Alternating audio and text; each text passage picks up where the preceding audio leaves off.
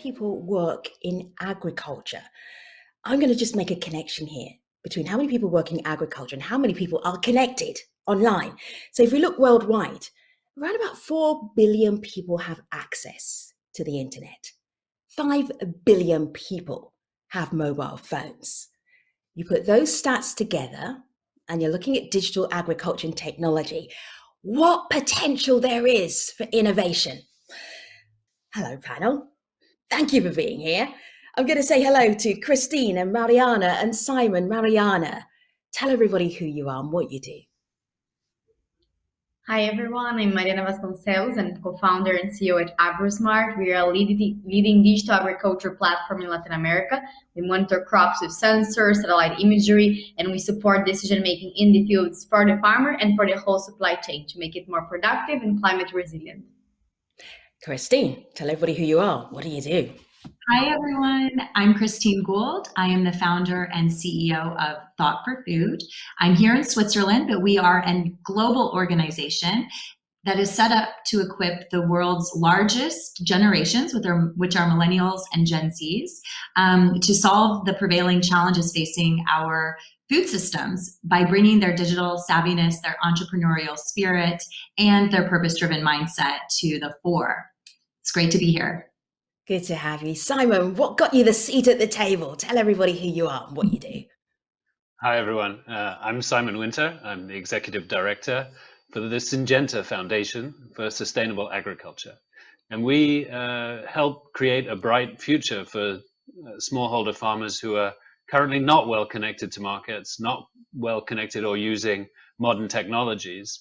And so innovation is key to us, and the opportunities that can be created through digital technologies to accelerate and scale up the progress of other types of innovations that we're trying to also bring is massive, as you're saying, Femi. Great to be here.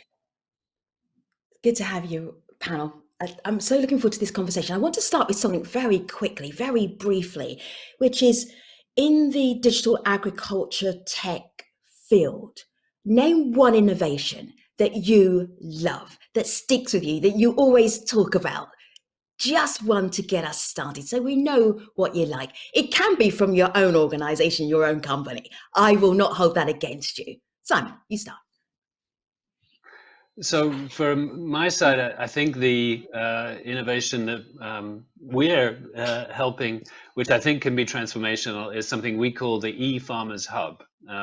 And this is a business in a box tool for young agricultural entrepreneurs who want to start businesses to serve their communities, whether it's with inputs or aggregation for output markets or financial services or other things that their community members need.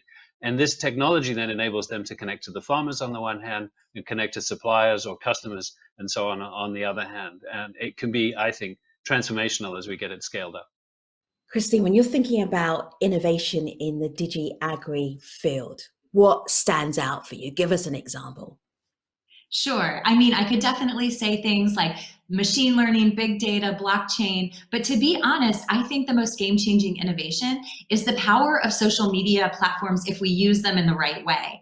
We're able to connect our global community of innovators and entrepreneurs to get together, to work together and collaborate to accelerate their innovation efforts no matter where they are in the world.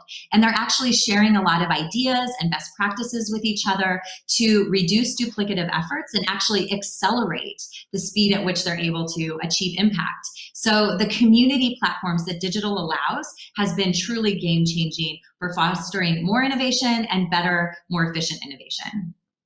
Mariana, go ahead. Well, I don't think there is one solution fit all. We need to work with a bunch of technologies to solve a problem. So I would actually recommend that we entrepreneurs in general fall in love with the problem and be excited about the problem rather than with the solution itself, right? But I would think that one of the things that they have in common, all of the technologies, is data. So I'm obsessed with data and how data science can help us overcome food system challenges. You know what's eating away at me is this idea of a digital divide, the difference between access and connectivity in some parts of the world and in other parts of the world. When we're talking about, for instance, Simon, smallholder farmers, How do they get onto this digi-agri track? How are you doing that at Syngenta? So it's important to realize that not every smallholder is the same. We're talking about segments that go all the way from people who are living, in refugee camps, basically, who are, not even necessarily farming their own land, maybe only very temporarily based where they are, all the way through to people who are farming small fruit and vegetable farms on the peripheries of cities, who are earning thousands and thousands of dollars a year of profit from their farms. So, but the vast majority of small farms in the developing world are poorer, they're less well connected, the farmers themselves are aging, and they're less, let's say, digitally savvy, and they don't have the tools in terms of the infrastructure or the smartphones to be able to directly connect. And that's why the agri entrepreneurs that we support in communities can become then transformational change agents, because it's very important, if you're just getting messages by SMS or over a feature phone, to have some complementarity then from somebody who's in your community, who is connected digitally, who can then really bring markets and innovations, in a transformational way into those communities. So you have to understand the local context. You have to find the digital champions within those communities. Not everybody in those communities needs to be digitally connected. Kristen, go ahead, you're nodding. Articulate the Yeah, I need. would love to jump in here because the digital divide is real and it's serious. We have 4 billion people, as you said, who are connected to the internet out of 7 billion. So there's a large, number of people who still have the chance to get online. But what I get kind of motivated by and inspired by in my work is the fact that, young people around the world, everywhere, are finding creative solutions to help bridge this digital divide. There's a lot of young people who've left the farms, right? This is maybe a problem or an opportunity. They left the farms to, go to cities. They are digitally savvy and connected, and they see the power that happens when you can connect, like I mentioned earlier, into communities of innovators. And then what they're doing, and Mariana, I think, is a great example of this, and there's a couple of other people we've worked with in our program, they've gone back to the farm and trained their parents and other farmers about the possibilities that digital connection can bring. And they've done this not only through the internet, but also through mobile connectivity with simple SMS type interactions, radio connections, etc.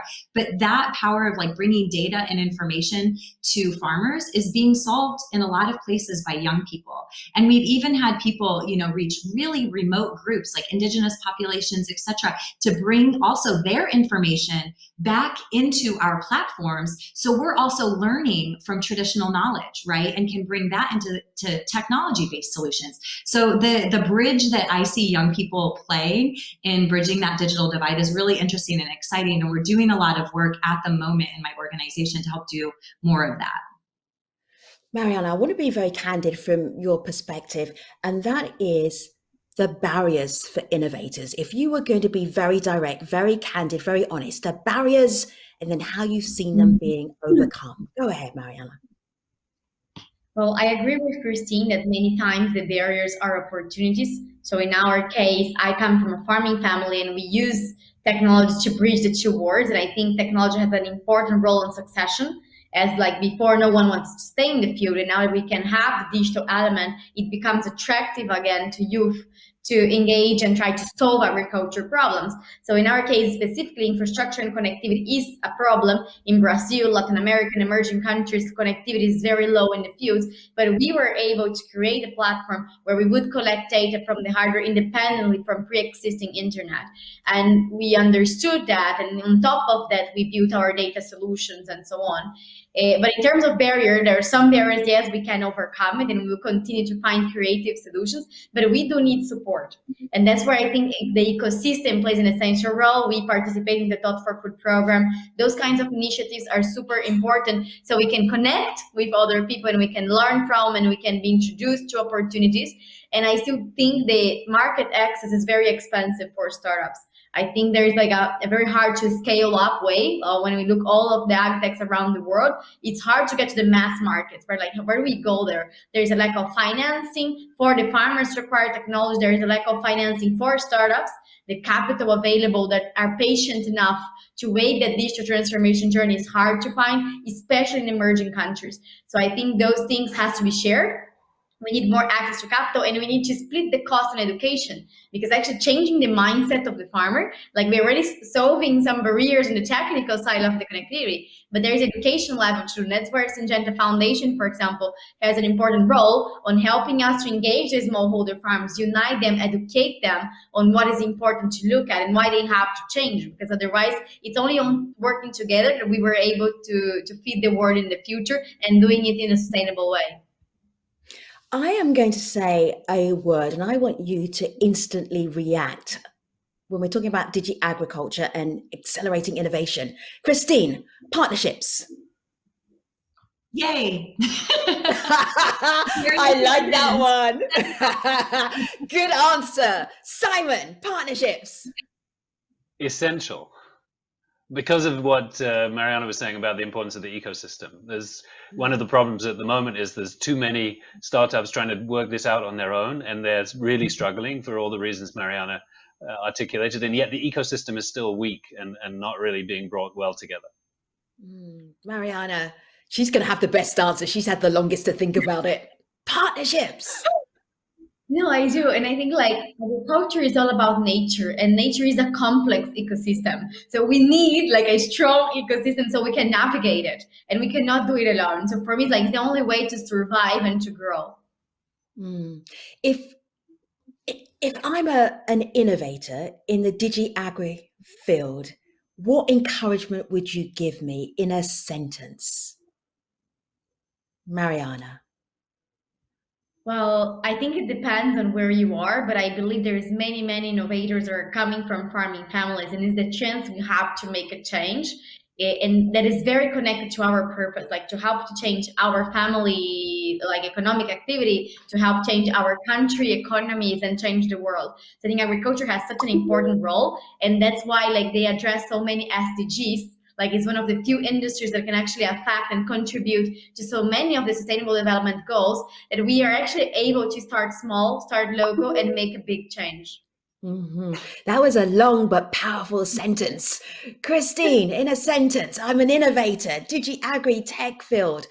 What encouragement would you give me?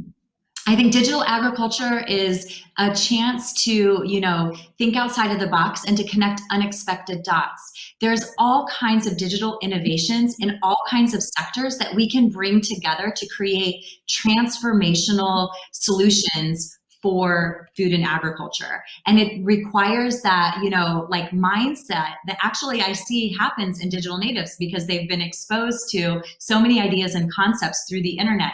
Think outside the box, collaborate, be open, and find those partnerships to bring it to life. And also, don't do everything yourself as a startup. Oh, that's a good one. Simon, go ahead. Yeah, I think be tenacious. I think that's the key. You're going to fail, but then try and fail quickly, learn quickly, use new agile kind of approaches to think about how to test things quickly. And then move on. But building on Christine's point, even if you fail and you try and pick yourself up, you don't have to do that on your own. There are plenty of other organizations that are really focused on this right now. And, whether they're public sector, private sector, funds of different kinds, technical assistance organizations, there is a community out there. It may not be a well-defined ecosystem, but there are plenty of organizations around to help you.